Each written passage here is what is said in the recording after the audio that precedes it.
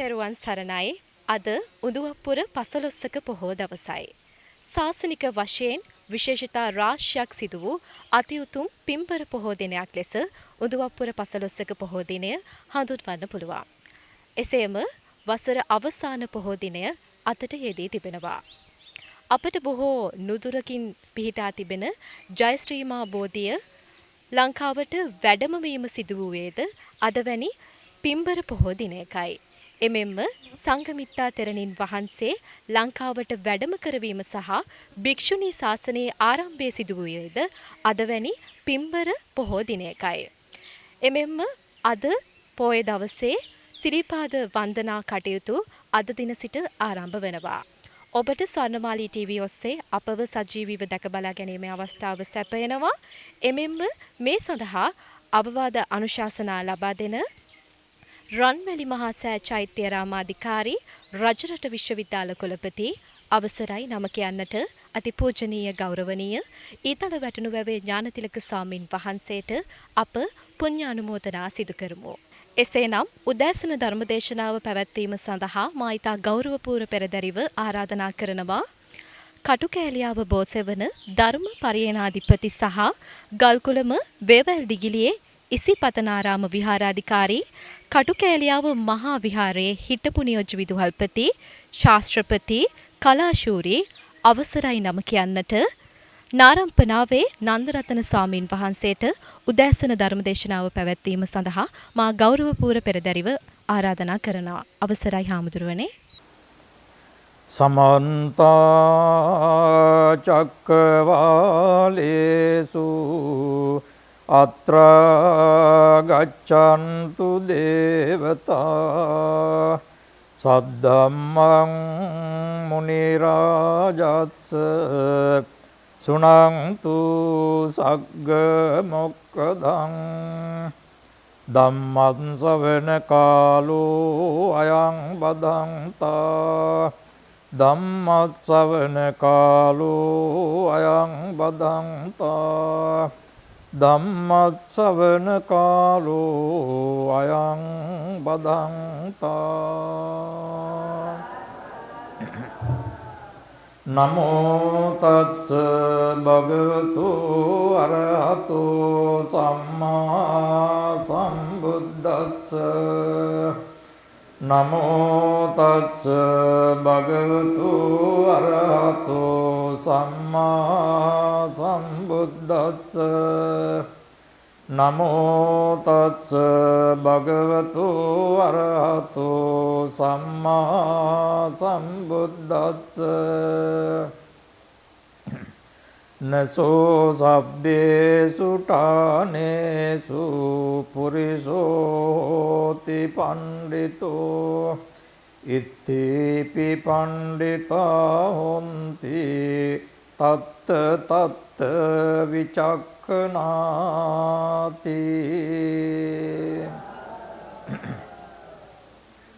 ස්වර්ණමාලී චෛත්‍යාරාමාධිකාරී උත්තර මධ්‍යම දිසාවේ ප්‍රධාන සංඝනායක දුරන්දර අතිගෞරවනීය අපේ නායක හාමුදුරන් වහන්සේ වර ප්‍රමුඛ ගරුතර මහා සංඝරත්නයන් අවසරයි සදහැවත් උපාසක උපාසිකාවරුනි පින්වතුනි පින්වතියනි අද මේ උඳුවප්පුර පසළොස්වක් පොහොය දවසේදී මේ උතුම් වූ ස්වර්ණමාලී චෛත්‍ය රාජානන් වහන්සේ අභිෂේකයට පැමිණිලා සීල සමාදානයෙන් යුක්තව සදී පැහැදී සිටින මේ උපාසක උපාසිකාවන් මේ මොහොතේ ධර්ම ශ්‍රවණය කිරීමටයි සූදානම.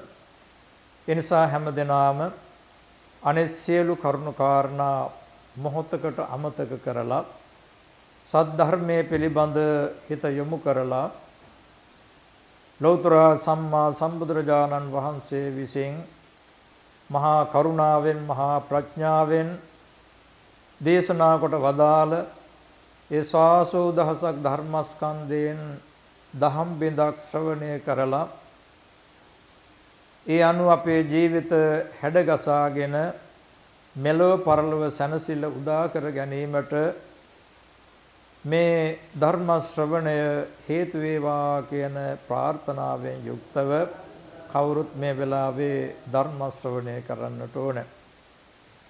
අද මේ උතුම් වූ ස්වර්ණමාලී චෛත්‍ය රාජානන් වහන්සේ අභියස සිල් සමාදන් වී සිටින මේ උපාසක උපාසිකා පිරිස අද රටටම මහා ව්‍යසනයක් පත්වලා තියෙන වෙලාවක වුණත් මේ පින්නතුන් බොහොම ශ්‍රද්ධාවෙන් තමන්ගේ බෞද්ධ ප්‍රතිපදාවන් සිහිපත් කරගෙන මොන කරදර බාධක තිබුණත් මේ උතුම් දවස මේ පුණ්‍ය භූමියේ ගත කරන්න ඕනේ කියන උදාර චේතනාවෙන් යුක්තවයි මේ කරදර බාධක මැද්දේ වුණත් අද මේ මහා පුණ්‍ය භූමියට පැමිණිලා ධර්ම ශ්‍රවණය කරලා සිල් සමාදන් වෙලා මේ අපේ බෞද්ධ ජීවිතයේ වැදගත් අංගයක් තමයි පුරපසළොස්වක් පොහොය දවසට සිල් සමාදන් වීම.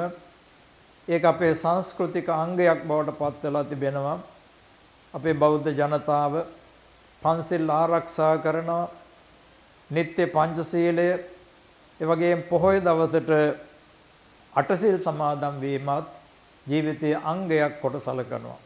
ඉතින් ඒ නිසා ඒ සිතිවිලි අනුව මේ පින්නතුන් මේ කරදර බාධක ව්‍යසන මැද්දේ වුණත් මේ උතුම් වූ ස්වර්ණමාලී චෛත්‍ය රාජානන් වහන්සේ අභියසයට පැමිණිලා වන්දනාමාන ආදී සිද්ධ කරලා බණ භාවනාදී කටයුතු සිද්ධ කරලා ධර්ම ශ්‍රවණය කරලා අද දවස පුණ්‍යමය දිනයක් හැටියට ගත කරනු ලබනවා.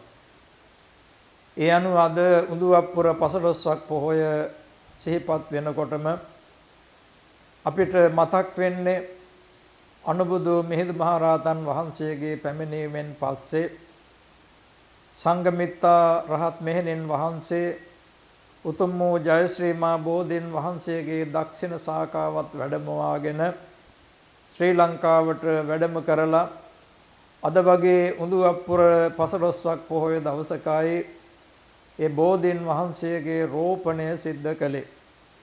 ඒ නිසා මේ සිද්ධිය සංස්කෘතිකමය වශයෙන් ආගමික වශයෙන් ඉතාමත්ම වැදගත් සිදුවීමක්. උතුම් වූ ජයශ්‍රී මා බෝධීන් වහන්සේ රෝපණය කිරීම සංස්කෘතික වශයෙන් ඉතා වැදගත් සිදුවීමක්. එදා ලංකාව පුරාම හිටපු ජනතාව දකුණේ ඉඳලා උතුරේ ඉඳලා මේ හැම ප්‍රදේශයකින්ම ඒ උත්සවයට ජනතාව පැමිණිලා තිබෙනවා. දකුණෙන් මාගම, ඒ වගේම කැලණිය, ඒ වගේම සෝම රාජ්‍ය, සේරු රාජ්‍ය, නැගෙනහිරෙන්, ඒ වගේම උතුරෙන් ඔය දඹකොළ පට්ටුවේ ඉඳලා ඒ වගේම තිවක්ක බමුණු ගම ගැන සඳහන් වෙනවා තන්තිරිමලේ. ඔය ආදි වශයෙන් ලංකාවේ විවිධ ප්‍රදේශවලින් ප්‍රභූවරු ඒ රාජ්‍ය නායකයින් පැමිණිලා ලංකාවේ පැවතුණු ඉහළම ලොකුම උත්සවයේ හැටියට තමයි එදා බෝධි රෝපණය සිද්ධ කරලා තියෙන්නේ. ඒ නිසා ලංකා වාසී ජනතාවට ඉතාමත් වැදගත් පොහොය දවසක් උතුම් වූ ජයශ්‍රී මා බෝධීන් වහන්සේ මේ ශ්‍රී ලංකා ධර්ණිතලයේ රෝපණය කිරීම, ඒ වගේම සංඝමිත්තා රහත් මෙහෙණින් වහන්සේ ඇතුළු ඒ භික්ෂුණී පිරිස ලංකාවට වැඩම කරලා ලංකාවේ භික්ෂුණී ශාසනය ආරම්භ කිරීමත් සුවිශේෂ වූ සිද්ධියක්. මෙවැනි සිදුවීම් මාලාවක් නිසා ඒ වගේම ලංකාවේ සංස්කෘතියට බලපාපු ප්‍රධාන කාරණයක් තමයි බෝධීන් වහන්සේ සමග ශ්‍රේණි 18ක පිරිස් විවිධ කලාකරුවන් ඒ වගේම විවිධ වෘත්තීන් කරපු කුල 18ක පිරිසක් පැමිණුණා කියන එක සඳහන් වෙනවා. ඒ අනුව ඒ පැමිණුණු පිරිස මගින් ඒ ඉන්දියාවේ තිබුණු ඒ ශ්‍රේෂ්ඨ සංස්කෘතික ලක්ෂණ, බෞද්ධ ලක්ෂණ, ආගමික ලක්ෂණ, ඒ සංස්කෘතික දායාදයන් අපේ රටට ලැබුණා. ඒ අනුව අපේ රට විවිධාකාරයෙන් ස්වයං පෝෂණය වීමට, සමෘද්ධිමත් වීමට, දියුණු වීමට ඒ විවිධ නිර්මාණ ශිල්පීන්ගෙන් සැලසුණු සේවය බොහෝ ප්‍රයෝජනවත් වුණා.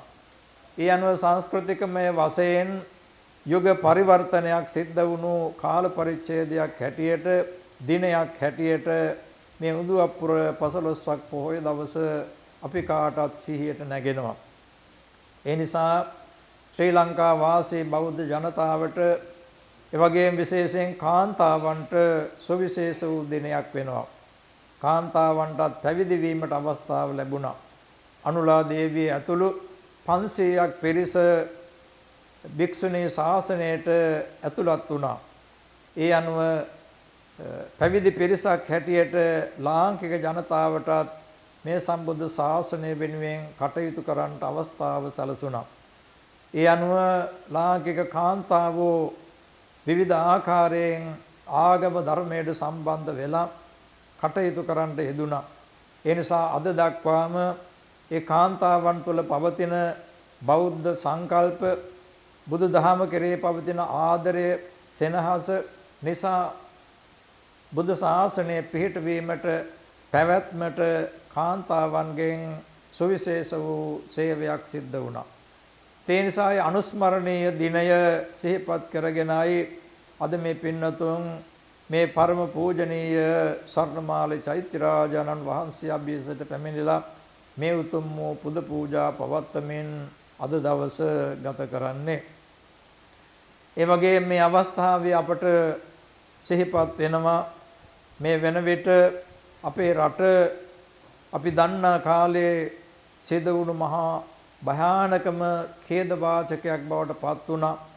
අපි නොසිතූ වේලාවක මහා ධාරානිපාත වර්ෂාවන් ඇදහැලිලා මුළු ලංකා පොළොවම යට වෙලා ඒ වගේම කඳුකරේ නාය ගිහිල්ලා විශාල පිරිසක් මේ වෙනකොටත් අතුරුදහන් වෙලා මරණයටපත් වෙලා රෝග පීඩා ආදියටපත් වෙලා අනාථ කඳුරු වලට හිර වෙලා බොහෝ ව්‍යසන වලටපත් වෙලා තිබෙනවා. බොහෝ දෙනෙක් හැඳිවත පමණක් අරගෙන ජීවිතේ පමණක් බේරා ගැනීම සඳහා ගෙවල් දොරවල් මුළු ජීවිත කාලයක් හම්බ කරපු සේරම අත්හැරලා යන්න සිද්ධ වුණා. කවුරුත් කවදාවත් නොහිතපු උසස් ජීවිත ගත කරපු අය පවා මේ තත්ත්වයටපත් වුණා. ඉතින් මේක අපි නැවත හිතා බැලිය යුතු දෙයක්. අපේ ජීවිතයට ලොකු පාඩමක් ස්වභාව ධර්මයෙන් ලොකු පාඩමක් කියලා දුන්න අවස්ථාවක්. ඒ නිසා මේක අමතක කරන්න එපා. අපේ රටට විවිධ අවස්ථාවල විවිධ ව්‍යසන පැමිණිලා තිබෙනවා. අපේ ජීවිත කාලේ අපි දැකපු ලොකුම ඛේදවාචකය තමයි මේ සුනාමි අනතුර. ඒ වගේ අනතුරු ගණනාවක් මේ රටට සිද්ධ වෙලා තිබෙනවා. ඉතිහාසය ගත්තාම අපිට සිහිපත් වෙනවා 1505 දී ඔය පෘතුගීසීන් ලංකාවට පැමුණා කියන සිද්ධිය ගත්තාම ඉන්දියානු වෙරළේ තිබුණු නැවක් ගහගෙන ඇවිල්ලා තියෙනවා ලංකාවට. එහෙම ඇවිල්ලා තමයි ලංකාවට ගොඩ බැස්සේ. ඒ කියන්නේ ඒ කාලෙත් මේ වගේ සුනාමියක් තිබිලා තියෙනවා. ඒ රැල්ල ආපහු එනකොට තමයි ඒ නැවක් ගහගෙන ඇවිල්ලා තියෙන්නේ. අවුරුදු හරියට 500කට කලින් හරියටම අවුරුදු 500කට කලින් ඒ 1505 දී ඒ සිදුවීම සිද්ධ වුණා. ඒ වගේම තවත් සිද්ධියක් අපට මතක් වෙනවා කාවන්තිස්ස රජතුමාගේ කාලේ මොහොත ගොඩ ගැලුවා කියන එක. මොහොත ගොඩ ගලාපු සිද්ධියක්. ඒ වගේ මිනිසුන් අතර ඒ සිද්ධියත් එක්කම පැවතුණු රාවයක් තමයි ඒ කැලණිතිස්ස රජුරෝ භික්ෂූන් වහන්සේ නමක් තෙල් කටාරමකට දාලා මරණයටපත් කළා කියලා. ඒ නිසා ඇති වුණු දේවකෝපයක් නිසා මොහොත ගොඩ ගැලුවා කියලා කතා බහක් ඇති වුණා. ඒ නිසා ඒ විහාර මහා දේවිය මොහොතට බිලි කළා. නැත්තම් බෝට්ටුවක පාරුවක දාලා මුහුදට තල්ලු කළා. ඒ විහාර මහා දේවිය ඒ බෝට්ටුව ගිහිල්ලා කිරින්දෙන් ගොඩ බහැලා තියෙනවා. හරියට මේ සිද්ධ වුණු සුනාමියෙන් වතුර බහැලා ගියපු ආකාරය ඒ හා සමානමයි.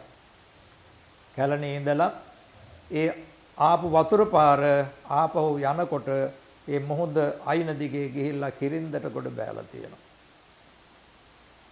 මා සඳහන් කළේ ඒකත් හරියට ওই සුනාමිය හා සමානම සිද්ධියක්. ඒ වගේම ඔය රාවණ යුගයේ පිළිබඳවත් සඳහන් වෙනවා. ඒ වගේ ඔය මොහොත අද තියෙනවා ඔය මහා රාවණ කුඩා රාවණ කියලා දකුණේ දූපත් දෙකක් ගල්පර දෙකක් ඒ ස්ථානය දක්වා මුහුද තිබිලා මේ ගොඩබිම තිබිලා තියෙනවා. ඒවා ඛාදනය වෙලා තියෙනවා. ඒ වගේම ඔය දුටුගැමුණු යුගයේත් කෙවුල්ගම් 60000ක් මුහුදට බිලි වුණා කියලා තියෙනවා. ඒ කියන්නේ දීවර ගම්මාන 60000ක් මුහුද වටේට තිබුණා. ඉතින් හරියටම ওই සුනාමිය හා සමානයි. ඒ නිසා වරින් වර අවුරුදු 100 ගානකට පස්සේ ඒ වගේ ව්‍යසනයන් මේ මුහුද ආශ්‍රිතව තිබෙන නිසා මේ ලංකා භූමියට බලපාලා තියෙනවා.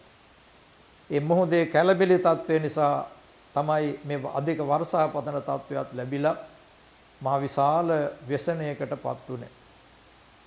මේවා ස්වාභාවික විපත්. ස්වාභාවික විපත්. මේවා වළක්වන්න බෑ. බුදු කෙනෙකුටවත් මේ වළක්වන්න බෑ. අපි නිතරම යමක් කරදරයක් වෙනකොට අපි කියන කර්මය කියලා. මේක කර්ම විපාකයක් නෙමෙයි. මේව පැහැදිලි කරගන්න ඕන. මේ ඔක්කොම මරුණු ඔක්කොම කර්මකාරයෝ නෙමෙයි. පින්කාරයොත් ඉන්නවා පව්කාරයොත් ඉන්නවා. එම කර්ම ශක්තිය පිළිබඳ විග්‍රහ කරන වෙලාවේ සඳහන් වෙනවා කාල සම්පatti කාල විපatti කියලා කරුණු දෙකක්. මේක හොඳට මතක තියාගන්න. මොකද්ද? කාල සම්පatti කාල විපatti. මේක පවක පිනක බලපෑමක් නෙමෙයි. කාල සම්පatti කියලා කියන්නේ සම්පatti කාලයක්. යහපත් කාලයක්. හොඳ කාලයක්. උදා වෙනකොට ඒ හොඳ ප්‍රතිඵල සියලු දෙනාටම ලැබෙනවා. හොඳට වැහැලා ශාස්ත්‍රීයකමත් වෙලා කෑම බීම අඩුපහඩුවක් නැතුව තියෙනකොට හැම දිනාටම ඒක සහනය. ඒ පහසුව සහනය හැම දිනාටම ලැබෙනවා. ඒ වගේම විපතක් ඇති වෙන කාල විපත්ති කියලා කියන විපත්ති කාල. ඒ විපත්ති කාල තිබෙනවා. ඒ විපත්ති කාලයකත් ඒ විපත්තිය හැම දිනාටම භුක්ති විඳින්න සිද්ධ වෙනවා. පව්කාරයාටත් පින්කාරයාටත් ඔක්කොටම ඒක විඳින්න සිද්ධ වෙනවා.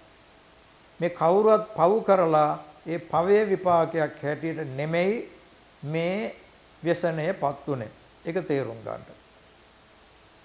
එතකොට මේ කියන කාල සම්පatti කාල විපatti කියන කරුණු දෙක සිහිපත් කර ගන්න ඕන. ඒකයි ධර්මානුකූල විග්‍රහය. එහෙම නැත්නම් ඔක්කොම කර්මයෙන් සිද්ධ වෙනවා කිව්වොත් ඒක වැරදි. ඒ නිසා මේ සිද්ධ උනේ කර්මයක් නෙමෙයි මේක ස්වභාව සිද්ධියක්. ස්වභාව ධර්මයේ අපි කාටවත් වෙනස් කරන්න බෑ. අපි ස්වභාව ධර්මයට යටත්. ඒ වගේම මෙතන තවත් කරුණු කීපයක් තිබෙනවා. කර්ම විපාකයක් නොවි තවත් පුද්ගලයන්ට බලපාන ඒ කරුණු හතරක් හැටියට දක්වලා දෙන කාල සම්පatti කාල විපatti. එනට උපදි සම්පatti උපදි විපක්ති, ගති සම්පatti ගති විපක්ති. ඒ වගේම පයෝග සම්පatti පයෝග විපatti කියලා. මෙතන මේ පයෝග සම්පatti පයෝග විපatti කියන එක බොහොම වැදගත් වෙනවා. මොකක්ද ඒ කාරණය? පයෝග සම්පatti සහ පයෝග විපatti.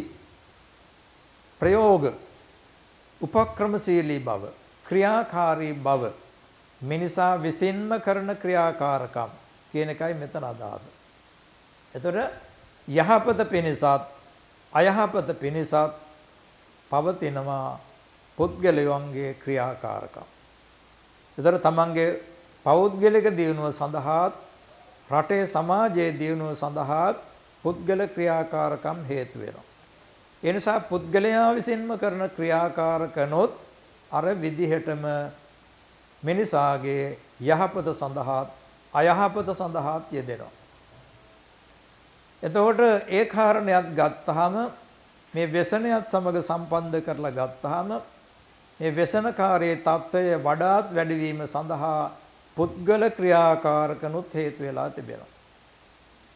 විශේෂයෙන් ගත්තාම කඳුකර ප්‍රදේශයේ ඔය මාර්ග ඉදිකිරීමේදී කඳු කපලා මාර්ග ඉදි කළාද? ගෙවල් හදනකොට ගෙපල කපලා ඉදි කරලා තියෙනවා. ඒ තැන් තමයි හුඟා කඩාගෙන ගිහිල්ලා තියෙන්නේ. පසේ ස්වාභාවික ගලා යාමට විරුද්ධව ඉදිකිරීම කරලා තිබෙනවා.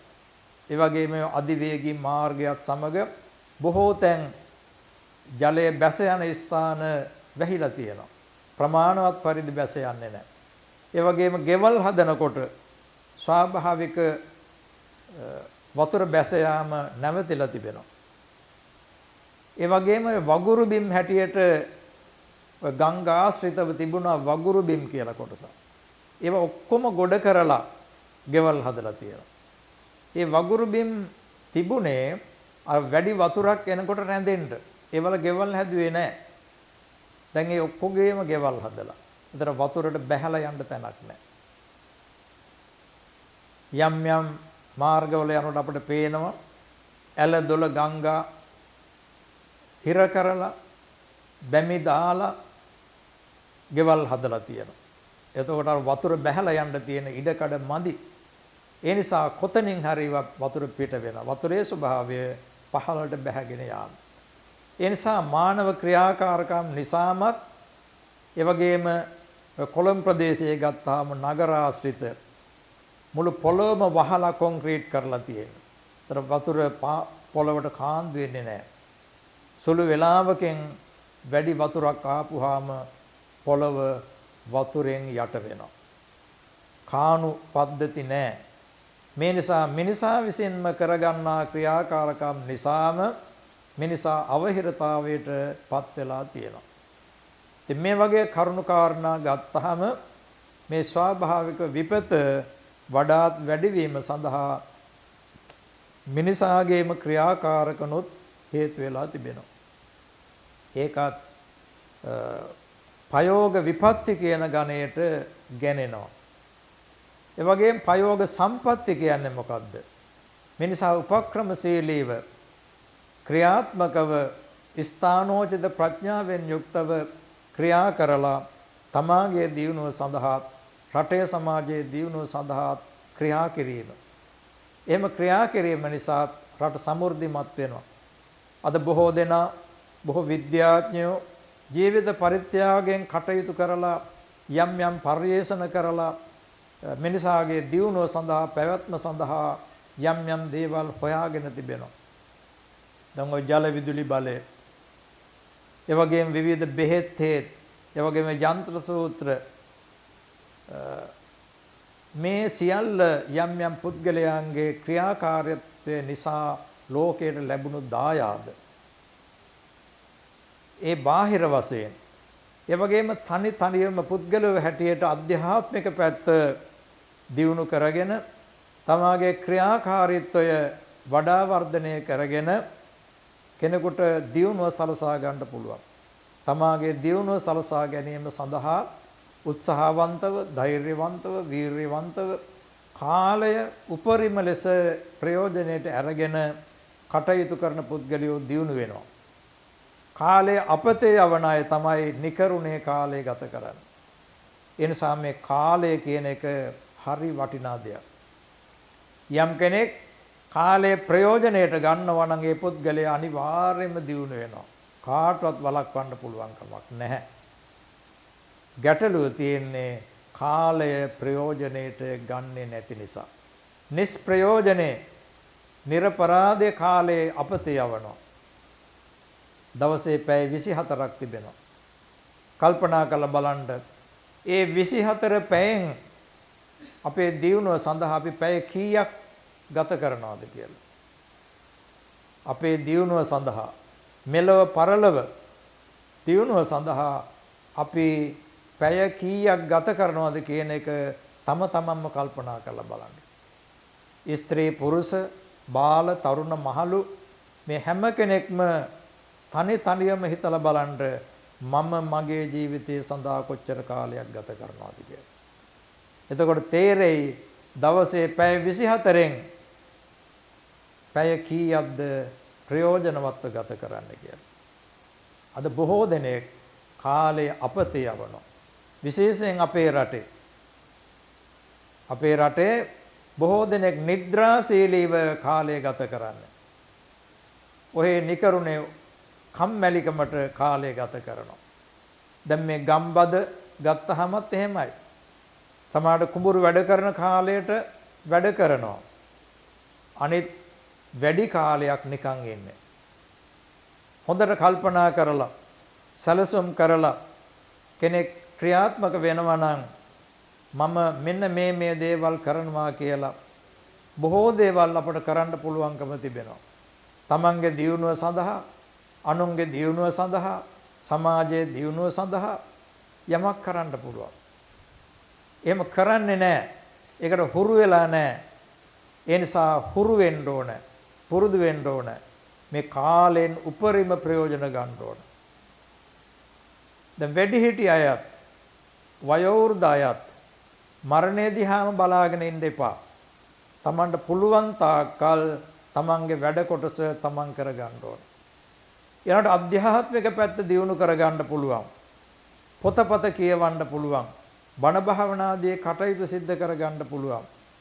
අධ්‍යාත්මය දියුණු කරගත්තොත් ඒක පරලොවටත් ඊළඟ ජීවිතයටත් ප්‍රයෝජනවත් වෙනවා. නිකමට මෙහෙම හිතලා බලන්න. දැන් අපි මේ ආත්මය කරගන්න දේවල් අනිවාර්යයෙන්ම ඊළඟ ආත්මයට බලපානවා. මේ ආත්මය කරගන්න පුරුදු ඊළඟ ආත්මයට බලපානවා. මේ ආත්මේ ඉගෙන ගන්න බැරි වුණු දෙයක් වයසක කාලේ හරි ඉගෙන ගන්නවා කියලා හිතමු. ඊළඟ ආත්මේ එතකොට ඉගෙන ගන්න පහසුවක් වෙනවා. අපි බොහෝ විට නැවතත් ඉපදිලා ආයෙත් පුංචි දරුවෝ හැටියට ඉස්කෝලේ යන්න වෙනවා.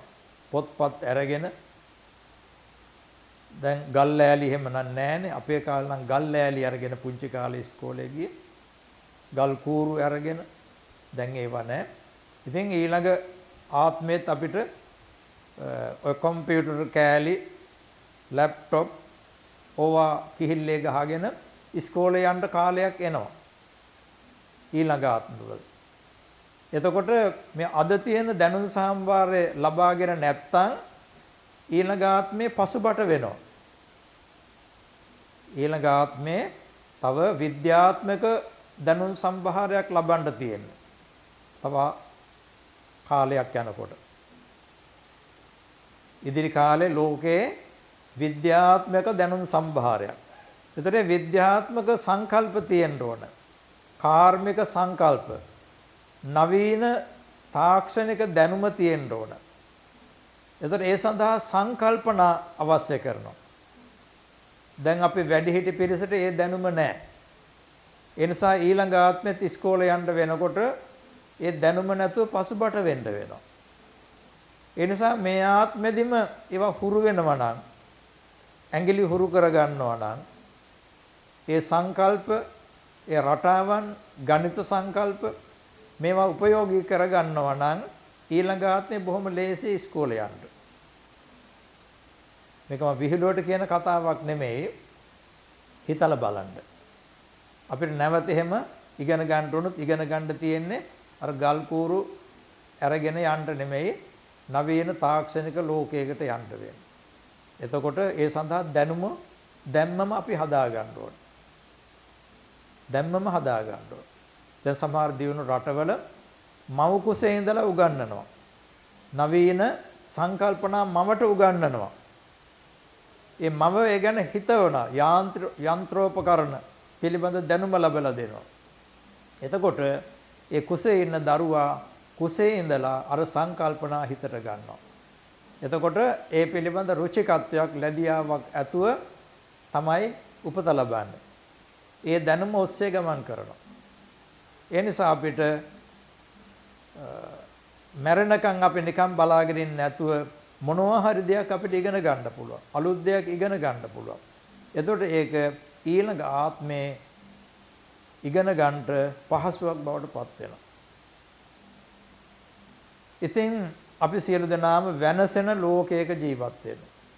අනිත්‍ය වූ ලෝකයක බුදුහාමුදුරු නොඑක ආකාරයෙන් දේශනා කළා තියෙනවා අනිත්‍ය දුක්ඛ අනාත්ම.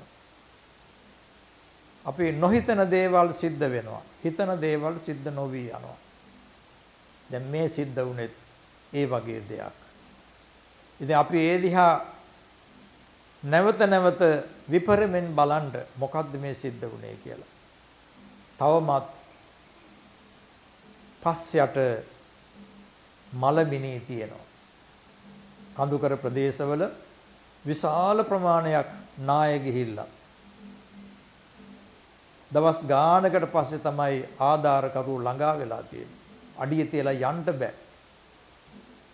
තවමත් පොළොව යට මිහිදන් වෙලා තියෙනවා. දහසක් බලාපොරොත්තු තියාගෙන මිනිස්සු ජීවත් වුණා. ඒ සියල්ලම එක මොහොතකින් නැති වෙලා යනවා. නැති වෙලා ගියා. මේක හොඳ උදාහරණයක් හැටියට හිතට ගන්න. අපි ඒ අතින් වාසනාවන්තයි. අපේ ජීවිත ආරක්ෂා වුණා. නමුත් අපිටත් යම් දවසක මෙවැනි ව්‍යසනයන්ට මුහුණ පාන්න සිද්ධ වෙනවා. මොහොතක් දැකලවත් නැති අය ඉස්සර වෙලාම ඔය වන්දනා ගමන් දුර ගමන් ගිහිල්ලා බස් පිටින් ගහගෙන ගිහිල්ලා තියනවා ඔය සුනාමි අනතුරු වෙච්ච වෙලාවේ. හිතන්න එපා අපි ආරක්ෂිතයි කියලා. ඔය එක ක්‍රමයක් පමණයි. ජල ගැලීම් ගැන පමණයි අපිට ඔය අවබෝධය ලැබුණේ. මහා ගිනි වලින් මේ පොළොව විනාශ වෙන්න පුළුවන්. සමහර රටවල පහුගිය කාලේ දැක්කා ඇමරිකාව වගේ රටවල ඕස්ට්‍රේලියාව වගේ රටවල ඒ දියුණු රටවලට ඒ දියුණුවෙන් වැඩක් නැහැ. මිනිස්සු ආරක්ෂා කරගන්න බෑ. මහා ලැබු ගිනි ඇති වෙලා මහා ගිනි ජාලාවලින් පිච්චිලා ගින්දරෙන් තැම්බිලා මිනිස්සු මැරුණා. දහස් ගණන් දසදහස් ගණන්. ඒ වගේ මහා භූමිකම්පා සිද්ධ වෙලා තප්පර ගානකින් මේ මහ පොළවට මිහිදන් වුණා. අපිටත් මේ වගේ තත්වයන් වලට මුහුණ දෙන්න සිද්ධ වෙන්න පුළුවන්. මේ වෙන්නේ නැහැ කියලා කියන්න බෑ. දැන් මේ ලංකා පොළවෙත් යම් යම් සලකුණු තියෙනවා. යම් දවසක ගිනි කඳු ඇති වෙන්න පුළුවන්. දැන් මේ පොළවේ උණු වතුර උල්පත් තියෙනවා. නාලා තියෙනව නේද? උණු වතුර උල්පත් තියෙනවා කියලා කියන්නේ යට ගින්දරක් තියෙනවා. ගින්දර තියෙන්න බෑ රත් වෙන්න වතුර රත් වෙන්න. ඒක එක උදාහරණයක්. ලංකාවේ 3-4 පොළක ඒ වගේ උණු වතුර ලින් තියෙනවා කියලා කියන්නේ මේ පොළව යට යම් දවසක පුපුරා යන්න පුළුවන්.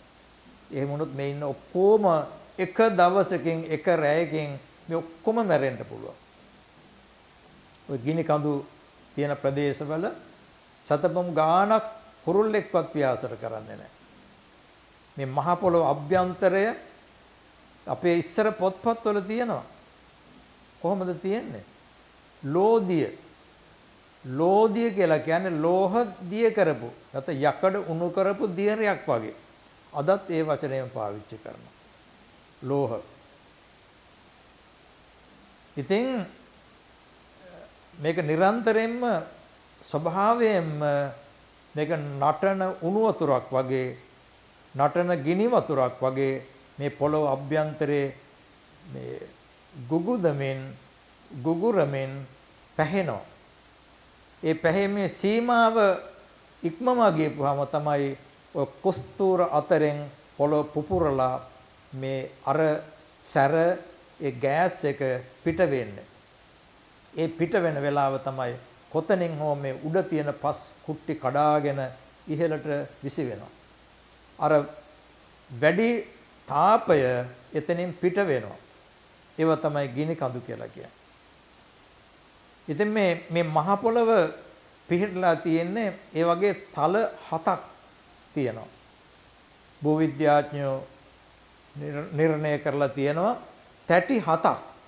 ඒවා එක එක සම්බන්ධ වෙන ස්ථාන වලින් තමයි ওই ගිනි කඳු පුපුරා යන්නේ කියන්නේ. අර පොළොව යට තියෙන අභ්‍යන්තරයේ තියෙන ඒ ආවේගය, ඒ උෂ්ණය, ඒ තීරු අතරින් ඉහළට එනවා. ඉතින් වාසනාවට අපේ රට ඒ වගේ තීරුවකට අයිති වෙන්නේ නැහැ. ඒ තල කල්පිතය කියලා සංකල්පයක් තියෙනවා. ඒ තල කල්පිතය අනුව ඒ කුස්තෝර දිගේ වරින් වර පොළොව අභ්‍යන්තරයේ තියෙන උෂ්ණය පිටට එනවා. ඉතින් අපේ රටේ කලාපයකට අයිති නොවුනත් යම් දවසක එසේ සිදු නොවේයි කියලා කියන්න බෑ. ඒ නිසා අනාගතයේ අපේ රටටත් ඒ වගේ වෙසෙනෙනුත් එන්න පුළුවන්. ඒ වගේම සුළඟෙන් විනාශ වෙන්න පුළුවන්. වතුරෙන් විනාශ වෙනවා, සුළඟෙන් විනාශ වෙනවා, උෂ්ණයෙන් විනාශ වෙනවා. ඔය තුන් ආකාරයෙන්ම මේ පොළොව විනාශ වෙනවා. හට ගන්නවා වගේම විනාශ වෙන්නත් ක්‍රමයන් තියෙනවා. ඒ නිසා අපි නිතරම කල්පනා කරන්න ඕන අපි කරදරයක් මැද්දේ ජීවත් වෙන්නේ. व्यसन මැද්දේ ජීවත් වෙන්නේ. ආපහු හැරිලා මේක අමතක කරන්න එපා මේ සිද්ධිය. මේ ව්‍යසනය අමතක කරන්න එපා. Tamanට සිද්ධ වුණු දෙයක් හැටියට හිතන්න. මේ අද රූපවාහිනී මගෙන් විවිධ මාධ්‍ය මගෙන් මේ සියල්ලම හැම මොහොතකම දකින්න බලන්න පුළුවන්. මේවා බලන්න. මොකක්ද අපේ රටේ ජනතාවට සිද්ධ වුණේ කියන එක බලන්න. අපිටත් යම් දවසක මේ වගේ ව්‍යසනයන් සිද්ධ වෙන්න පුළුවන් කියන එක හිතට ගන්න. හිතට අරගෙන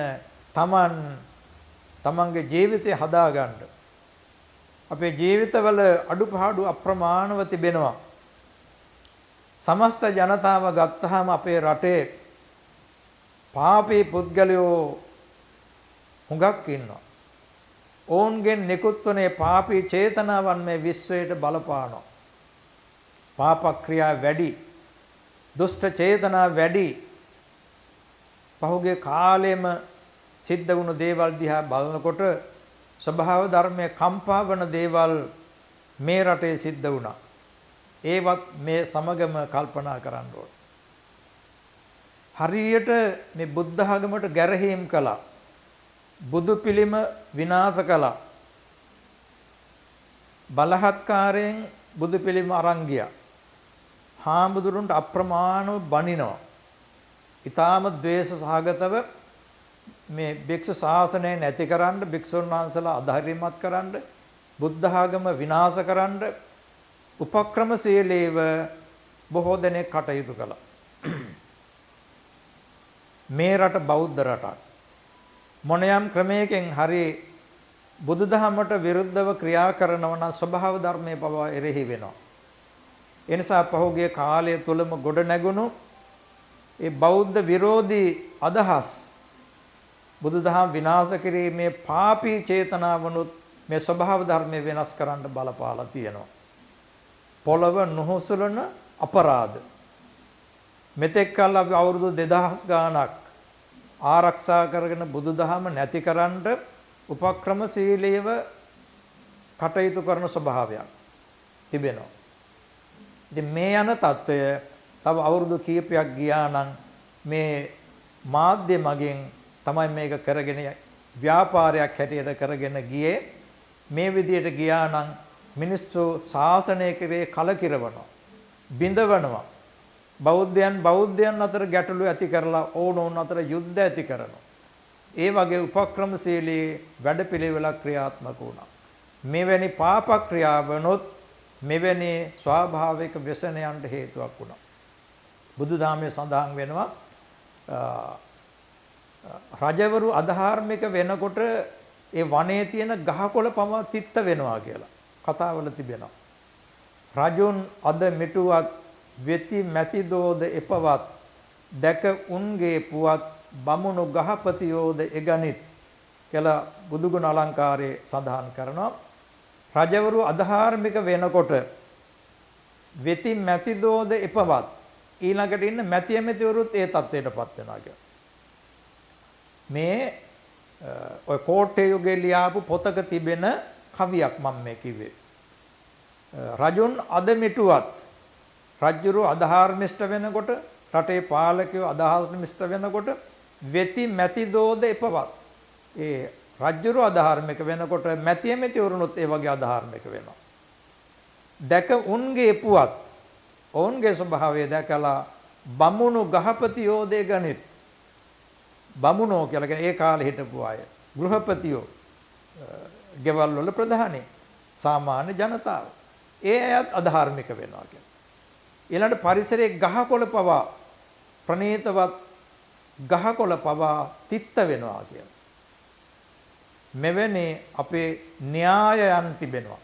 මේවට කියන ලෝක ස්වභාව න්‍යායයන්. අධාර්මිකව කටයුතු කරනකොට ඒවත් පරිසරයට විශ්වයට බලපානවා. අපේ සිතවිලි විශ්වයට බලපානවා. නරක නපුරු සිතවිලි. ඉතින් මේ පොළව හොදන්න පුළුවන් තරම් මත් ද්‍රව්‍ය තිබෙනවා. අද කොහොම මත් පුද්ගලියෝ බවට පත් කරන උපක්‍රමයක් තිබෙනවා. ලෝකෙම තියෙන මත් ද්‍රව්‍ය ගණන්ලා මේ පුංචි රට විනාශ කරන්න උපක්‍රමශීලීව කටයුතු කරනවා. ඉතින් මේ විදිහට මේ රට විනාශ කිරීමේ ව්‍යාපාරයක් පවතිනවා. අපේ අය මේ වල අග මුල සුල මුල දන්නේ නැහැ. ඔහේ උඩ බලාගෙන ඉන්නවා. මේ යන රටාව කාලයක් ගියා නම් මේ රටේ අපිට වහන්න බැරි තරම් ලොකු ව්‍යසනයක් සිද්ධ වෙනවා. ඒ නිසා මේ ව්‍යසනයෙන් ඒ වෙන්න තිබුණු ව්‍යසනයේ වැළකුණා. ඒ නිසා මේක ස්වභාව ධර්මයෙන් සිද්ධ වෙච්ච මිනිසාට දුන්න දඬුවමක් හැටියට සලකන්න පුළුවන්. ඒ නිසා අපි නොහිතන දේවල් මිනිසාගේ මම ඒකයි කියවර ප්‍රයෝග විපත්ති ප්‍රයෝග සම්පatti කියලා.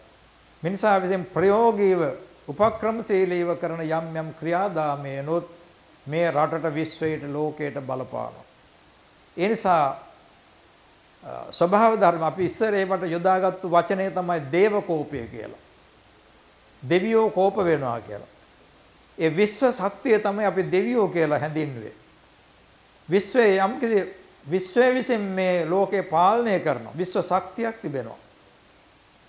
විශ්ව ශක්තිය විසින් ලෝකේ පාලනය කරනවා.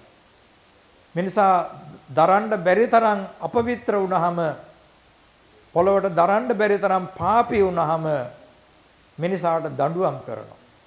ඒ වගේ දඬුවමක් මේ සිද්ධ කරලා තියෙනවා. පාපිෂ්ඨකමට දුන්න දඬුවමක්. ඒ නිසා ඒක හැම කෙනෙක්ම ඒ ස්වභාව ධර්මයෙන් දෙන දඬුවම තෝරලා බේරලා නෙමෙයි හැමෝටම මේක විඳින්න වෙනවා. ඒ නිසා එවැනි දඬුවමකට අපි ලක් වුණා කියලා හිතන්නත් පුළුවන්. ඒ නිසා අපි බොහෝ සෙයින් මේ සියලු කරදර व्यसනයන් දැකලා අපි හැදෙන්න ඕන, අපි සකස් වෙන්න ඕන, අපේ හිත හදා ගන්න ඕන. මේක කවුරුත් හිතන්න ඕන දෙයක්. විශේෂයෙන් පාපී පුද්ගලයෝ කල්පනා කරන්න ඕන. ඒ පාපී භවෙන් වැළකීලා යහපත් ගුණධර්ම පැත්ත වර්ධනය කර ගන්න ඕන කියන එක. මේ ගුණධර්ම නැතිකම අද මහා ව්‍යසනයක් බවට පත් වෙනවා. අපි දැක්කා මිනිසා තුල නැති යම් ගුණධර්ම සතුන් තුල තිබුණා. මේ මහා වතුරේ සතුන් විසින්ම සතුන් බේරාගෙන යනවා. සමහරට පූස් පැටව් කටෙන් එල්ලාගෙන ඒ අම්මා පූස් අම්මා ගස් වලට නැගලා පූස් පැටියා කටෙන් එල්ලාගෙන හිටියා.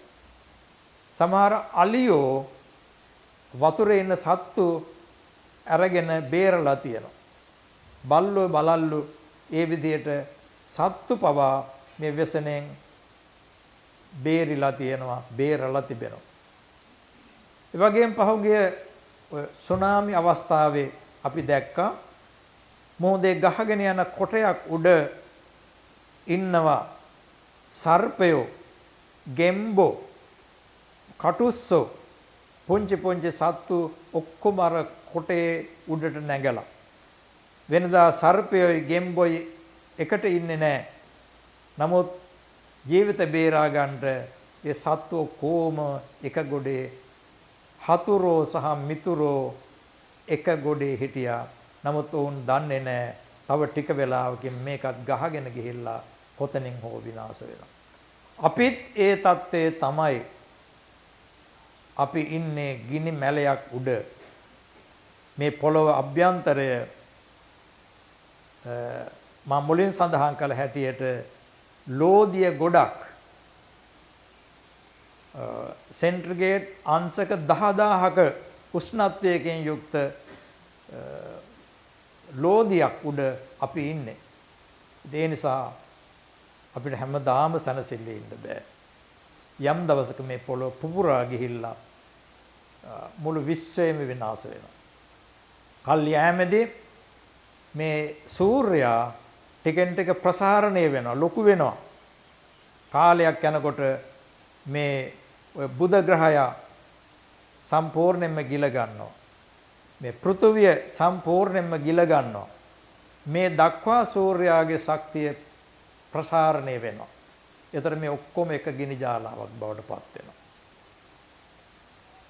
දැන් බුදුදහමේ සඳහන් වෙනවා ඔය සත්ත්‍ය සූර්යෝග්ගමන සූත්‍රයේ සූර්ය 7ක් පායනවා කියලා. කල්ප විනාශයේදී සූර්ය 7ක් පායනවා. 6 වෙනි සූර්යයා පායනකොට මේ පොළවේ තියෙන මුළු වතුර ප්‍රමාණයම නැති වෙලා සාගරයේ ඇඟිලි පුරුකක් තෙමා ගන්න තරම්වත් වතුර නැති වෙනවා. 7 වෙනි සූර්යයා පායනකොට දූපායන්ති සම්පදූපායන්ති මහා දුම් නගිනවා, ගිනි ගන්නවා. අවුරුදු ගාණක් තිස්සේ මේ මහ පොළොව දැවෙනවා. එකම දුමාරයක් බවට පත් වෙනවා. අන්තිමට මේ මහ පොළොව තිබුණු තන ඔය තෙල් පිලිස්සුණු තැනක දූවිල්ලක්වත් ඉතුරු නොවන්නාසේ මේ මහ පොළොව තිබුණු තැන දූවිල්ලක්වත් නැති වෙනවා. මේක කුහරයක් බවට පත් වෙනවා. මේ විදිහට සත්ත්‍ය සූර්යෝග්ගමන සූත්‍රයේ පොළොවේ විනාශය පිළිබඳ දක්වලා තියෙනවා. ඒ වගේම තවත් කල්ප ගානකින් පස්සේ නැවත මේවා සකස් වෙනවා. ඔය අග්ගඤ්ඤ සූත්‍රයේ සඳහන් වෙනවා පොළොවේ ආරම්භය, හට ගැනීම, පැවැත්ම. මේවා පිළිබඳ අධ්‍යයනය කරනකොට බුදුරජාණන් වහන්සේ දේශනා කරලා තිබෙනවා ලෝකයේ පැවැත්ම, හට ගැනීම, පැවැත්ම, අවසානය කියන උප්පාද ඨිති භංග කියලා අවස්ථා තුනක් ගැන දක්වලා තියෙනවා. උප්පාදෝ පඤ්ඤායති, වයෝ පඤ්ඤායති, ඨිතස්ස අඤ්ඤතත්තම් පඤ්ඤායති කියලා. උපතක් දකින්න ලැබෙනවා. නැත්නම් හට ගැනීමක් තිබෙනවා, පැවැත්මක් තිබෙනවා, අවසානයක් තිබෙනවා.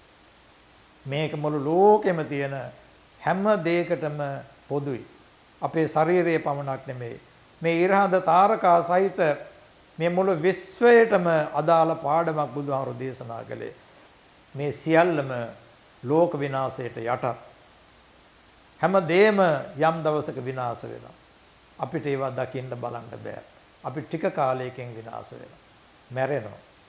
ඒ නිසා මේ අනිත්‍ය ගැන දැඩිව කල්පනා කරන්න. අපි කල්පනා කරනවා, හිතනවා මදි. අපි මේක සුභසාර වස්තුවක් හැටියටයි සලකන්නේ. ජීවිතේ හැමදාම තියෙනවා. මේ විදිහට අපි සලකනවා. නමුත් පහුගිය කොරෝනා වසංගත කාලේ කෝටි ගණන් සල්ලි තිබුණු අය අවසානයේ කිසිවකින් වතුර බෝතලයක් හොයාගන්න බැරුව පිපාසයෙන් මිය පරලොව ගියා. මහා ඛේදජනක තත්ත්වයක්. මුළු ජීවිත කාලයක් හම්බ කරපු මේ රටක් මිලදී ගන්න පුළුවන් තරම් ධනවතුන්ට අවසානයේ වතුර පොදක් නැතුව, ඔක්සිජන් පොදක් නැතුව වේදනාවෙන් මිය පරලොව ගියා. ඒ නිසා අපිට සිද්ධ වෙන ව්‍යසන ඊටාම භයානකයි. ඒ නිසා තරයේ අපි කල්පනා කරන්න ඕනේ. අපිට ලොකු උදාහරණයක්, ලොකු පාඩමක් කියලා දුන්නා. මේවා හිතට අරගෙන අපි ගුණවතුන් බවට පත් වෙන්න. අපි මේ ඇලිලා බැඳිලා මේක මගේ මගේ මගේ කියලා තව තවත් අපි ඇලිලා බැඳිලා ඉන්නේ නැතුව මේ ස්වභාව ධර්මයේ කොටසක් පමණයි මිනිස්සයා කියලා කියන්නේ. අපිට ජීවත් වෙන්න බොහෝම ටික කාලයයි ඉඩ දීලා තියෙන්නේ. වස්ස සතං අප්පං වා බිහියෝ අවුරුදු 100ක් හෝ ඊට ආසන්න කාලයක්. අද ඒකත් ටිකෙන් ටික අඩු වෙනවා. ඒ නිසා අපිට ඊටාම ටික කාලයක් ජීවත් වෙන්න තියෙන්නේ. ඒ නිසා අපිට පුළුවන් අපි යනකොට ගෙන යන්න ලොකු බලයක් රැස් කරගන්න පුළුවන්. අපිට යනකොට ගෙන යන්න ලොකු බලයක් රැස් කරගන්න පුළුවන්. කැමති නැද්ද අරන් යන්න? නිකම් හිස් අතින් යනවට වැඩිය ලොකු ශක්තිමත් කෙනෙක් බවට පත් වෙලා යන්න පුළුවන්. කොහොමද යන්නේ? හිත හදාගන්න. හිත දියුණු කරගන්න.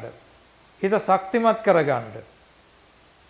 බුදුදහමේ සඳහා ක්‍රමෝපායන් තියෙනවා. ඔය භාවනා ක්‍රමය. දැස් පියාගෙන අධ්‍යාත්මයට හිත යොමු කරන්න. ඥාන ශක්තිය වර්ධනය වෙනවා. ඔබට ලැබිලා තියෙන ඥාන ශක්තිය වර්ධනය කරගන්න, දියුණු කරගන්න. යනකොට ඒ දියුණු මනසක් අරන් යන්න.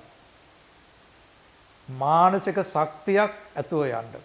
අපේ කය, සිත, කය කියලා ප්‍රධාන කොටස් දෙකක් තිබෙනවා. ඒ කය අපට ගෙනියන්න බෑ. කය සම්පූර්ණයෙන් දාලා යනවා. අපි සිත ගෙනියන්නෙත් නැහැ. බුදුදහම අනුව හිත විඥානය කියලා එකක් එහෙම ගෙනියන්නේ නැහැ. ගෙන යන්න බෑ. ඒ යම් කිසි ශක්තියක් තිබෙනවා, බලයක් තිබෙනවා. අපි ගොඩනගා ගන්නා සිතුවිලි පරම්පරාව. සිතත් මැරෙනවා, සිතුවිලිත් මැරෙනවා. ඒකයි බෞද්ධ ඉගැන්වීම. ඒ එකක්වත් පවතින්නේ නැහැ. නමුත් එතන බලයක් තියෙනවා, ජීවයක් තියෙනවා, ශක්තියක් තිබෙනවා. ඒ බලය Taman සතුව පවතිනවා. අපි මැරිලා ගිහිල්ලා ඒ බලය, ඒ ශක්තිය අනුව තමයි තවත් තැනක උපදින්නේ. එතන ඒ බීජයේ ශක්තිය වැඩි කරගන්න පුළුවන් මේ ආත්මෙදිම. හිත දියුණු කරගෙන විවිධ පුරුදු, යහපත් පුරුදු, මම ඒකයි මුලින් කිව්වේ කාරණයක්. මොකද්ද මම කිව්වේ? අනාගතේ ඉස්කෝලේ යන්න උනහම කළු ලෑලි ගල් ලෑලි අරගෙන නෙමෙයි අපි යන්නේ. ලැප්ටොප්, යන්ත්‍ර සූත්‍ර, විද්‍යුත් උපකරණ අරගෙන තමයි ඉස්කෝලේ යන්න වෙන්නේ. ඒකට අපි මේ කාලේ මේ දැනුම ලබා ගන්න ඕනේ. එහෙනම් මේ කාලේ කමක් නැහැ ටිකක් ඔය කම්පියුටර් දැනුම හැම ලබා ගත්තට කමක් නැහැ. මේ ආත්මෙට නෙමෙයි. වයසක අය මේ ආත්මෙට තමයි ඊළඟ ආත්මයට. ඒක ප්‍රයෝජනවත් වෙනවා. ඒ නිසා දැනුම වැඩි කරගන්න. ඒ නිසා නිකන් ඉන්න එපා. වයසක කාලේ භාවනා කරන්න. කවුරුවත් ඕන නැහැ. ඔය මේ ඉරියන්දලා රූල් වලට ඉඳලා භාවනා කරන්න බෑ. ඊතා නිදහසේ නින්ද යන්න ඉස්සර වෙලා විනාඩි කිහිපයක් මෙනෙහි කරන්න. විනාඩියක් ඇති. ඒක අපේ ධර්මයේ පිළිබඳ උගත්, භාවනා පිළිබඳ උගත් ප්‍රඥාලාභී ස්වාමීන් වහන්සේ නමකින් ප්‍රශ්නයක් අහලා තියෙනවා. කොච්චර කාලේ කොච්චර වෙලාවක් භාවනා කරන්න ඕනද කියලා. උන්වහන්සේ දීපු පිළිතුර තමයි තප්පර 20ක් ඇති කියලා. ඒ කියන්නේ සුළු වෙලාවක් හරි භාවනා කරන්න කියලා. මහා දිගට පැය ගණන් කකුල් හිරිවැටි භාවනා කරන්න ඕන නැහැ. ඒක ස්වභාවයෙන් ටිකෙන් ටික අපිට කාලය වැඩි කරගන්න පුළුවන්. ඒ නිසා අමතරේ දත් මිටි කාගෙන මේ ආත්මෙදිම නිවන් දකින්න ඕනෑ කියලා දඟලන්න එපා. අද මේ පුහුරාවයක් යනවා. එහෙම කරන්න බෑ. මේක ස්වාභාවික ගොඩනගෙන්න ඕන දෙයක් හිත කියන එක. මේ තදියමට කරන්න පුළුවන් දෙයක් නෙමෙයි. කොහොමද හුඟක් නොමග යවලා තියෙනවා. මේ ධර්මයේ විකෘති කරලා තියෙනවා. හුඟක් දෙනකද නොමග යන්නේ. හිත ස්වාභාවිකව වැඩෙන්න ඕන. මේක අමතරේ ගහක් පුළුවන් දෙකපාර හදන්න. ඒකට කාලයක් යනවා.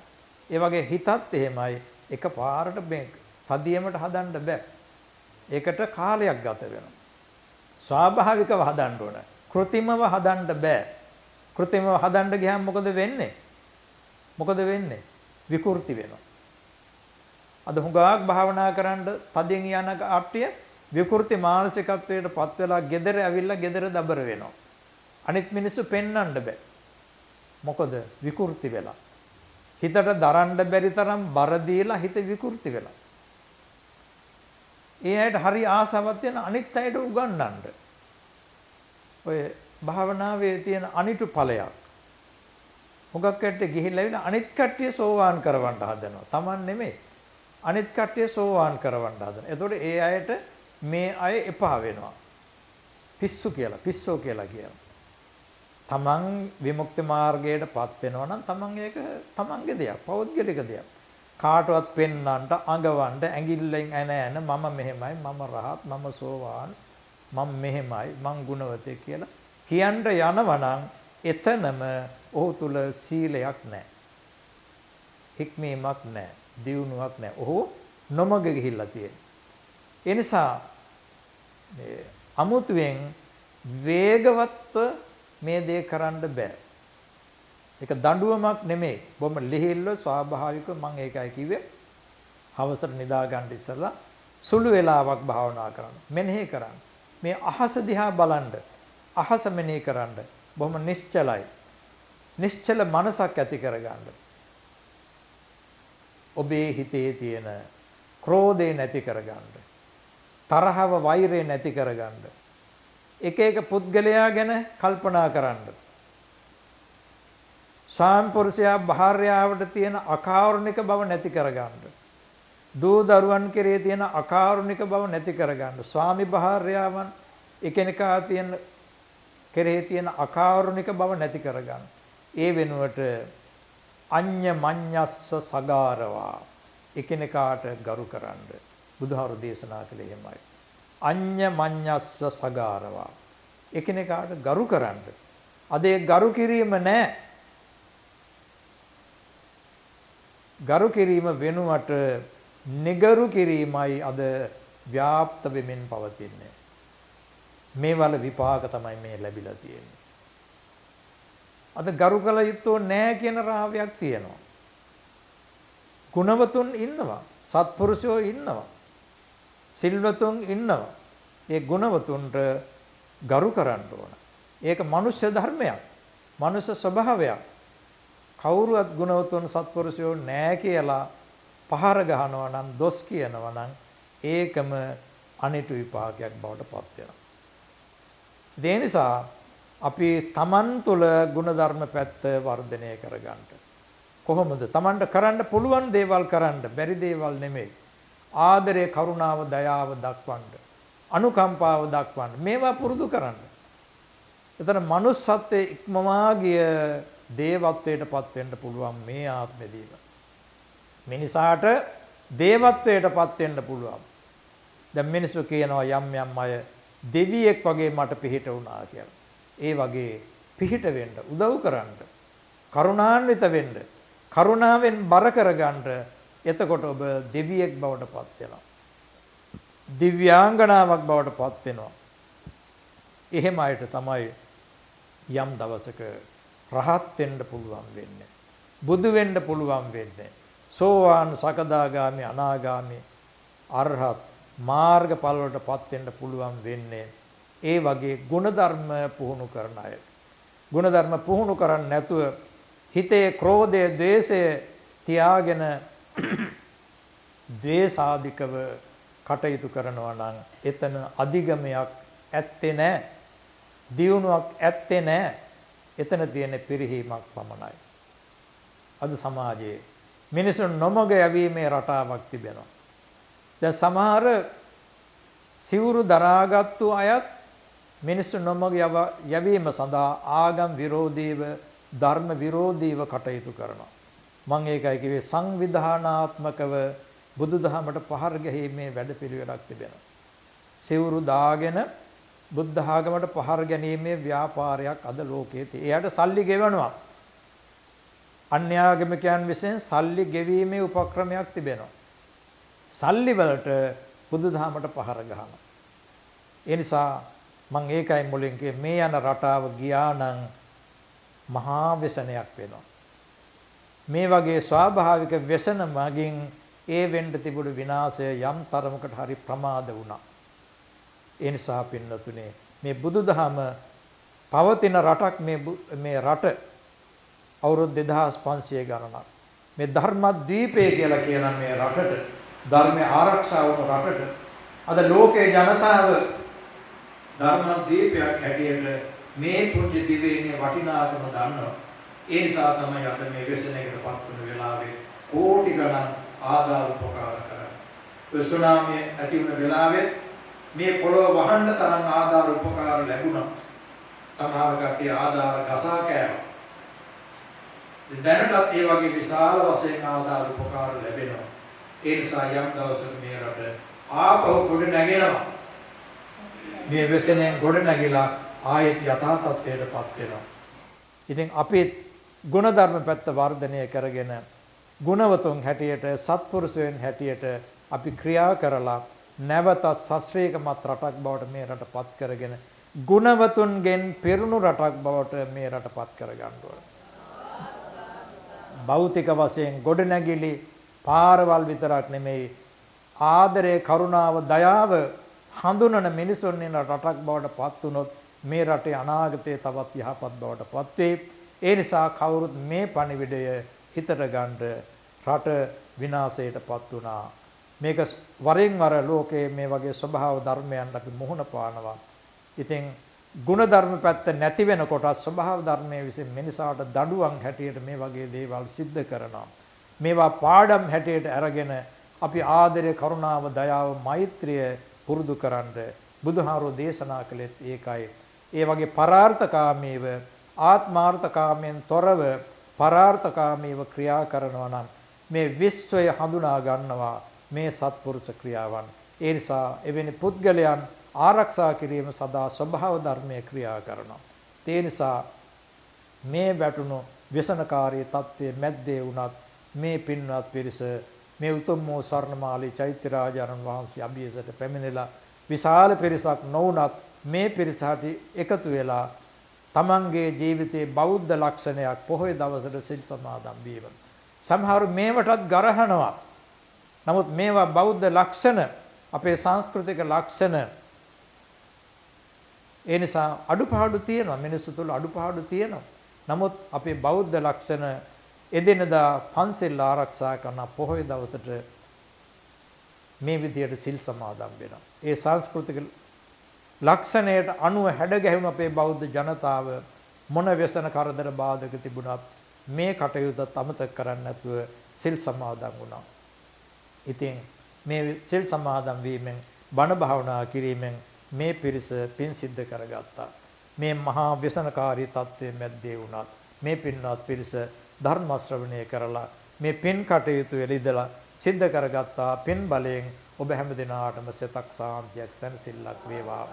ලෝකපාලක දෙවියෝ මේ පින් අනුමෝදන් වෙලා මේ රටත් සම්බුද්ධ ශාසනයත් ආරක්ෂා කරත්වා.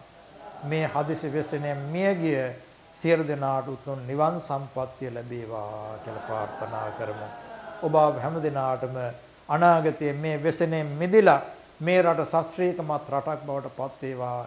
සියලු දෙවි දේවතාවුන් වහන්සේලාගේ ආශිර්වාදය ලැබේවා.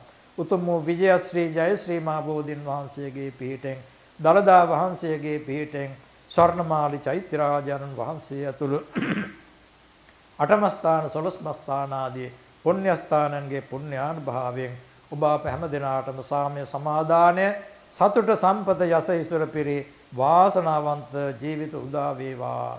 දෙව් මිනිස් සැප කෙලවර අති උතුම් නිර්වාණ සම්පත්තියම ලැබේවා කියලා ප්‍රාර්ථනා කරගන්න. අද දවසේ මේ ධර්ම දේශනාවේ දායකත්වයේ දරන නොගේගොට ඇඹුල්දෙනිය පදිංචි චන්දන පාමසි අධිපති චන්දන ලියන ගුණවර්ධන මහත්මයා, මහේසා අමරතුංග මහත්මිය, සඳලිය ලියන ගුණවර්ධන දියණිය, රන්සිඳු ලියන ගුණවර්ධන පුතා ඇතුළු පිරිස මෙම පින්කමේ දායකත්වය දරමින් මේ පින්නතුන්ට ධර්ම ශ්‍රවණය කරන්න අවස්ථාව සලසලා දීලා තිබෙනවා. එයන අද දින 5 වෙනි උපන්දිනය සමරන බොලාරා වෙනුස්ත්‍රා ද සිල්වා දියණියට සෙත් පැතීමත් ඇගේ ආදරණීය පියාණන් ඩිලාන් සිල්වා මහත්මයා සහ ඇගේ මව මදුසානි දිල්හාරා යන අය විසින් දායකත්වයේ දරමින් ඒ පොඩි පුතා වන චෙමිත්‍රොන් චිරංජීව පුතු ඇතුළු පවුලේ සියලු දෙනාටම ආශිර්වාද ප්‍රාර්ථනා කරගෙන මේ ස්වර්ණමාලී ටීවී වැඩසටහන මගින් මේ සියලු දෙනාටම ධර්ම ශ්‍රවණය කිරීමට අවස්ථාව සලසලා දීලා තිබෙනවා. ඒ නිසා මේ දායකත්වයේ දරන ඒ නොගේගොඩ ඇඹුල් දිනේ පදිංචි චන්දන පාමුස්ති අධිපති චන්දන ලියන ගුරුවර්ධන මහත්මයා මහේසා ගුණවර්ධන මහත්මිය ඇතුළු මේ වාසනාවන්ත පුණ්‍යවන්ත පිරිසටත් ඒ වගේ උපන් දිනයේ සමරන ඒ වොලාරා වෙනුස්ද සිල්වා දිනේට නිදුක් නිරෝගී සම්පන්න වාසනාවන්ත සුබම සුබ උපන් දිනයක් වේවා. ඒ වගේම මේ දායකත්වයේ දරන ඒ සියලු දෙනාටමත් වාසනාවන්ත ජීවිත උදා වේවා. ධර්ම ශ්‍රවණය කරන ඔබ හැම දෙනාටම සරණමාලී චෛත්‍යාරාමාධිකාරී ගෞරවනීය නායක ස්වාමීන්ද්‍රයන් වහන්සේ අටම ස්ථානාධිපති නායක ස්වාමීන්ද්‍රයන් වහන්සේ ඇතුළු මහා සංඝරත්නයට ඔබ අප සියලු දෙනාටමත් මේ පින් හේතු කරගෙන සත සාන්තිය සනසිල්ල වාසනාව උදා වේවා. දෙව් මිනිස් සප කෙලවර ඔබ අප හැම දෙනාටමත් උතුම් වූ නිවන් සම්පත්තියෙන් ලැබේවා කියලා ප්‍රාර්ථනා කරගන්න. ආකාසට්ටා ච බුම්මට්ටා දේවා නාග මහිද්దికා පුඤ්ඤන්තං අනුමෝදිත්වා චිරන් රක්ඛන්තු ලෝක සාසනං. ආකාසට්ටා ච බුම්මට්ටා දේවා නාග මහිද්దికා පුඤ්ඤන්තං අනුමෝදිත්වා චිරන් රක්ඛන්තු ධම්ම දේශනං. ආකාසට්ටා ච බුම්මට්ටා දේවා නාග මහිද්దికා පුඤ්ඤන්තං අනුමෝදිත්වා චිරන් රක්ඛන්තු තේ මං සදා. දේවෝ වස්සතු කාලේන සස්ස සම්පත්ති හේතුච පීතෝ භවතු ලෝකෝ ච රාජා භවතු ධම්මිකෝ. හැම දිනාටම ද්‍රෝණයක් සර්වඥ ධාතු බලයෙන් සිතක් සාන්තියක් සැනසෙල්ලක්ම වේවා. සාදු සාදු සාදු. එසේනම් උදෑසන ධර්මදේශනාව මෙසේ නිමාවට පත්වනවා.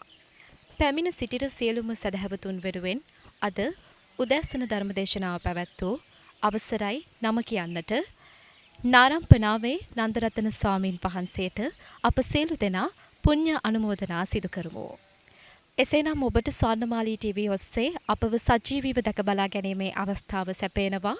මේ සඳහා අනුශාසනා ලබා දෙන රන්මැලි මහසෑ චෛත්‍ය රාමාධිකාරී රජරට විශ්වවිද්‍යාල කුලපති අවසරයි නම කියන්නට ඊතල පැටුණු වැවේ ඥානතිලක ස්වාමීන් වහන්සේටද අප පුණ්‍ය අනුමෝදනා සිදු කරමු. එසේනම් උදෑසන ධර්මදේශනාව මෙසේ නිමාවට පත්වනවා. ඔබ සැමට තෙරුවන් සරණයි.